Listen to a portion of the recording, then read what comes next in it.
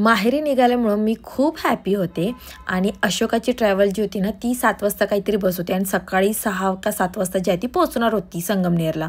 तर आम्ही इचलकरंजीतून निघालेलो होतो. बसमध्ये आम्ही मग थोडंसं लुडो खेळलो आणि त्याच्यानंतर मग आम्ही घरून आणलेले जेवण जे आहे ना ते जेवलो. पालकाची भाजी, सॅलड, त्याच्यानंतर जे आहे ते पुलाव असं करून सगळं जेवण जे आहे ते आम्ही जेवलो. बिकॉज ते जिथं थांबवतात ना त्या ढाब्यांवर एवढं खास जेवण भेटत नाही. आणि त्याच्यानंतर इथं नितेशने चहा पिला आणि हे चिंचचं जे आहे ना ते मला खूप आवडतं. खूप थंडी होती, भयंकर थंडी होती. त्याच्यानंतर आम्ही सकाळी संगमनेरला पोहोचलो 6-6:30ला समथिंग काहीतरी. तर खूप थंडी होती आणि पप्पांना म्हटलं लवकर या.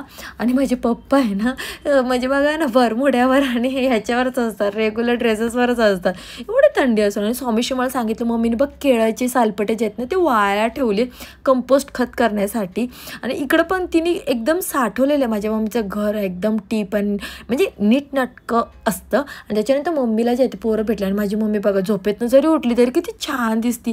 तिची बेडरूम बघा, तिची बेडशीट बघा किती क्लीन आणि नीट असतं यार, खरं सांगते.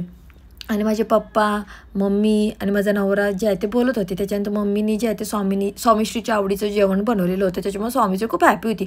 आणि इथं मला माहीत नाही माझ्या मम्मी पप्पांचं त्यांचं काय सिरियसली बोलणं चालू होतं. गणेशजी मला दाखवलं बघा आईने मला कॅडबऱ्या आणल्या.